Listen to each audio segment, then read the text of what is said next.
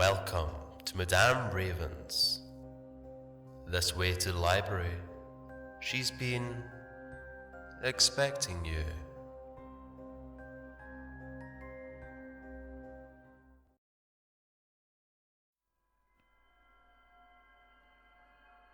I lived in a subterranean town my whole life. I thought it was the only safe place in the world, but I was wrong. By nslewis. My father was a brilliant man, and a dangerous one. He engineered a small town underground for us to live in because he believed the world above was gone. This is where I was born and where I lived my entire life. Up until last week, when, in desperation, my mother helped push open the hatch and hoist me outside into the sunlight. My father was wrong about the world ending 40 years ago, but if the thing that devoured him ever makes it above ground, the world may still end yet. I was the first history teacher to have been born below, so in the beginning it felt strange to tell the children about the history of humanity back when it existed above. But my mother pointed out that when she learned it above, her teachers had never seen most of the things they had related either. That's why we learn history, she said, so that we can remember what we never knew. You'll do wonderfully, Achaia. On the day the walls began to rumble, I was teaching the history of how we came to live below. Seth Whalen was an accomplished engineer, working for the United States government on a military project, I began. He was quite aware of how destructive the weapon that he was designing was, because, after all, he was the chief inventor. Yet at the time he was naive, and believed the men who told him that the weapon would only be used as a safeguard, a last resort to prevent a doomsday scenario. By the time he came across some documents indicating otherwise, it was too late. His design was in their hands, and there was nothing he could do about it. I paused as I felt the first tremor. I didn't think anything of it, as tremors were a common occurrence.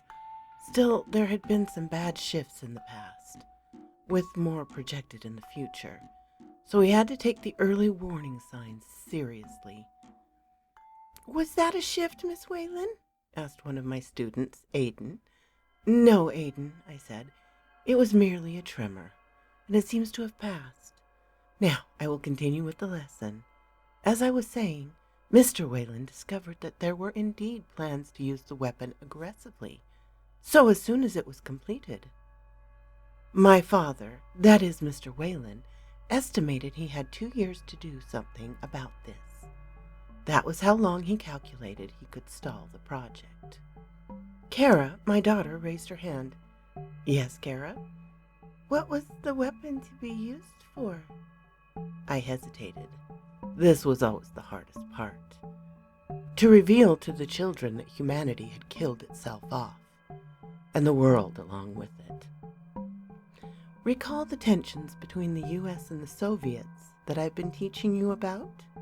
The so-called Cold War, with the ever-present lurking threat of nuclear engagement? The weapon was many times more powerful than any existing nuclear weapon, and it was meant to turn the Cold War into the hottest war imaginable. That was what was slated to happen. Mr. Whalen tried to point out the obvious, that by the time the weapon actually gathered enough energy to fire, the Soviets would have had time to send off their entire nuclear arsenal. It meant the end of the world, but nobody listened to him. Another tremor hit, this time more intense. The walls shook so hard that the clock fell down and shattered on the floor. "Perhaps we should continue this lesson another time," I said. "Class dismissed. You are all to make your ways directly home and listen to your guardian's instructions." "But we were just getting to the part where Grandpa built below," said Kara. "We'll pick up there tomorrow," I said. "Come on, everyone is to go straight home. Kara, you come with me." This happened on occasion and was nothing much to be alarmed about yet. I waited to make sure that each child was headed in the right direction. The school was situated in the exact center of the third floor to symbolize the importance that knowledge and wisdom had in our lives. Our houses encircled the school, comprising the remainder of the third floor. The 2 floors above, where we lived, were taken up with agriculture. The floor below was administrative work, and the floor below that was for manufacturing. When the children were all walking down the proper paths out of the school courtyard, I began walking to my own home with my daughter. As we were passing by the bench near Sapidim Lake, where I had my first kiss as a teenager, the ground jolted violently, and Kara was thrown off her feet. I hurried to help her up. "It's a shift, isn't it, Mama?" she asked, rubbing her knee and sniffling a bit. "It may well be," I said. "We'd better hurry inside." We rushed back to our house and went inside. My father was in his usual place, in the meditation room, sitting in his chair, hooked up to his machines. "Ah, my dears," he said when he saw us through the doorway. "School has been canceled. That was a wise decision, Achaia. I feel it in my bones that this is a bad one. Take the child to your mother. We have something urgent to discuss." "Why can't I hear?" whined Kara. "Childhood comes but once," my father said, struggling to find his breath. He put his mask over his face and inhaled deeply. Then he went on. "Though the world is gone, we remain human, and are swayed by the dark passions and knowledge of unclean things. Bathe a while more in the warm, delightful waters of youth, my dear Kara. Splash in joy, and leave the doors closed for as long as you are able. That may be a while yet, I hope. Relish in the mystery and the wonder at what's on the other side." Kara sighed. "Fine, I'll go with Grandma," she huffed. When I was alone with my father, I approached him and put my hand on his arm. "What is it?" I asked. "Shh," he said. "Do you feel that?" I was about to reply that I didn't feel anything unusual, when from outside we heard a monstrous crash.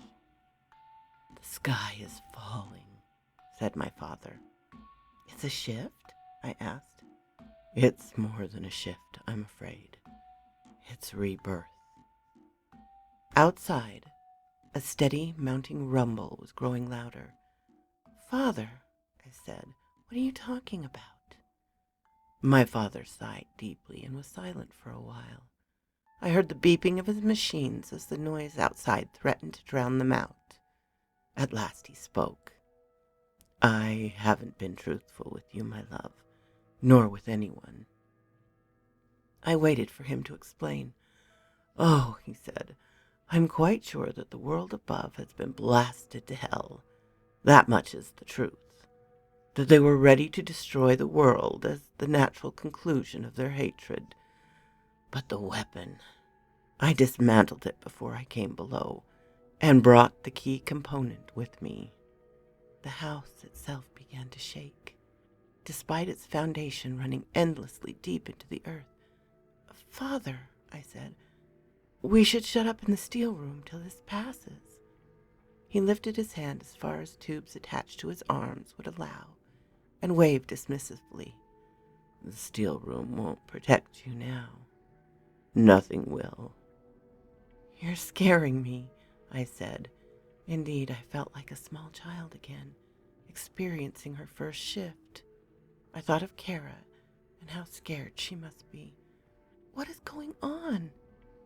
"The weapon," my father said. "I tell people that I was a supercharged nuclear device of sorts, but that's not what it was at all. It didn't destroy things by blasting them with radiation. It erased things entirely from existence."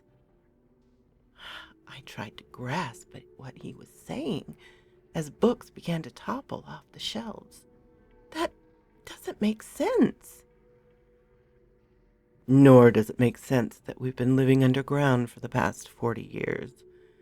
Oh, I've told a million lies that are convincing enough, as long as you don't stop to think about them or do a modicum of research.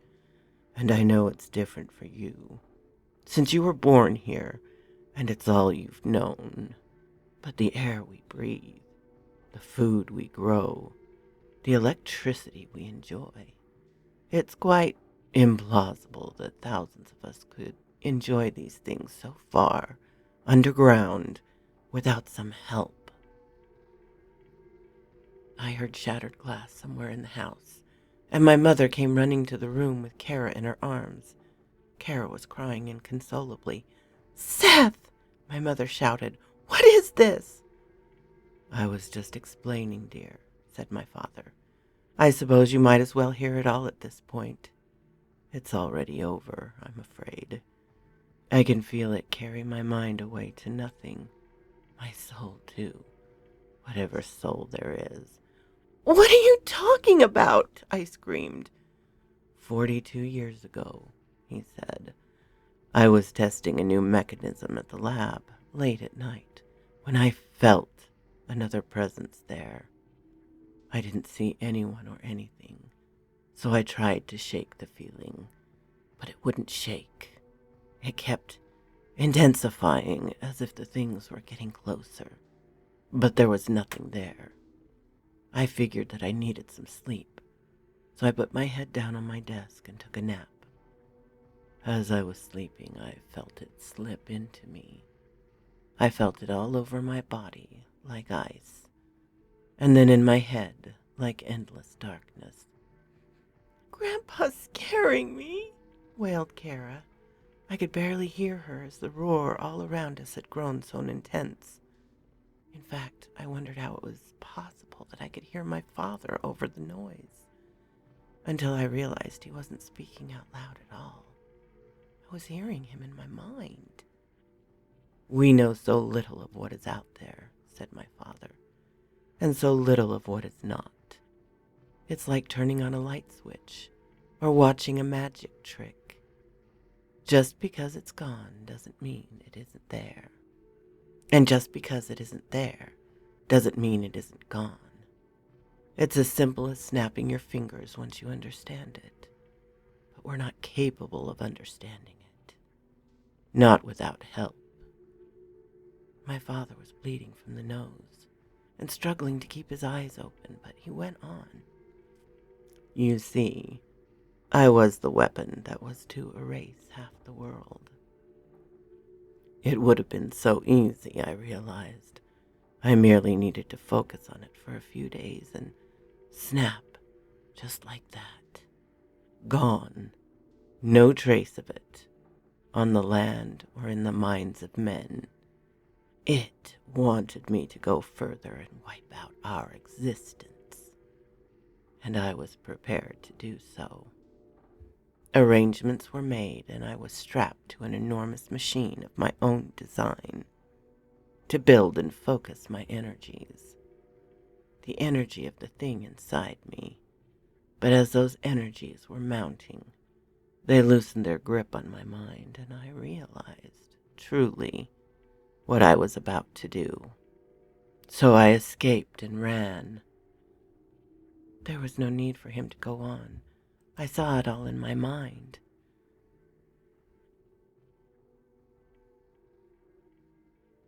He went back to his house where his wife, my mother, was sleeping. He dragged her out of bed, and together they made their way to the small bomb shelter they had constructed. And then with his mind, he turned that bomb shelter into a town with new people who had never existed before, but suddenly had identities and memories as if they had always existed. Nobody that I knew other than my family was real. Or were they? But not in the typical way of evolving through millions of years, of having ancestors who reproduced. They were simply created out of thin air. "I am dying, my dears," said my father. "And when I do, this will all be gone. I should have given you more warning. But this has come on so suddenly. I've been fighting it for so many years. And now, in a day, it's over. Try for the radiated world above if you wish, or join me as we become nothing. It will not be so bad. I stood in total shock as my world literally collapsed around me. I felt a hand roughly grab my arm and came back to awareness. "There's a hatch," my mother was shouting. "To above, come on." "Goodbye," my father said, and we ran. We ran out of the house and towards the elevator. It was blocked by a pile of rubble, so we tried for the massive stone stairwell. I felt my father leave us as we started up the stairs. I looked behind me, and all I could see was darkness, coming up behind us, getting closer. I had Kara slung over my shoulders, and we moved forward with all my strength. I felt an incredibly cold pressure following us every step of the way. We reached the top floor, and my mother led us to a massive metal door. I turned and saw that nothing was there, just on the other side of the field. It was turning the only world I had ever known into nothing. I say that it was darkness, but that's only because I can't describe it in any other way. It was a blank spot in my mind. It was simply something that wasn't there anymore. We pushed the door open and looked up the long ladder. "Go," said my mother. "I'll be right behind you." I made Kara cling to my back and started climbing. It was such a great effort, and my body resisted me with each rung. Kara was moaning nonsense into my ear. She was delirious. "It's so cold," my mother said from just below me, then louder. "I never knew Akea, I promise you. He fooled me too." "I know, Mom," I said, and I did somehow. We reached the hatch. I tried to push it open, but it was too heavy. "Please hurry," said my mom. "It's almost here." "Can you help me push?" I asked Kara. Together we pushed, and the hatch gave a little, but still didn't lift. "We have to all do it," said my mother. At the same time, I felt her reaching around me as she climbed up the same rung I was on. "On 3. 1, 2, 3!" I pushed with all my strength, and the hatch flew open. My mother put her hands on her hips, and I lifted as I pushed with my legs. And then Kara and I were above. "Shut it!" screamed my mother. I looked down through the sun-dazed eyes to see the nothing crawling up her legs. "Mom!" I said, reaching my hand down. She slapped it away. "Shut it now!" The nothing was up to her neck now. I slammed the hatch shut. "Who is that?" asked Kara, standing up on the grass. "Where are we?" They were good questions that I didn't have the answers to immediately. There was something, a vague feeling, way back in my mind. I tried to pull it closer, but it didn't want to come. Who was that? It was somebody I know. I struggled there beneath the sun. Oh, just let it go. It'll come to you sooner or later. And then no, this is important. You have to remember. It was somebody you know and love. "Mommy," said Kara, "can we go home now?" Mommy. It was my mother. And we were below. And now we're above. I looked around. We were on a raised section of land. A hill, I think it's called. Above was the sky, with the sun peeking out from behind clouds. I remembered what they looked like from the textbooks. And those things in the trees singing, those were birds. At the bottom of the hill, there was a road. A bright red convertible whizzed by with the top down. there was a young couple inside, laughing about something. "We are home," I said, taking my daughter's hand and stepping into a new day. So quoth this raven. I hope you enjoyed the story, my darlings. I so enjoy when you come to visit. And a special thanks to my Patreon supporters, Charlotte Emerson, Ermin Case, Darren and Jennifer, and Laura. If you like this, please hit the little button to let me know. If you didn't, hit the little button to let me know. Leave a comment. I'm always glad to talk with you, my darlings. I'm open to suggestions and criticisms, critiques. If you have not subscribed, please do so and ring the little bell so you know when to come up and see me. And I will talk to you next time, my darlings. Farewell.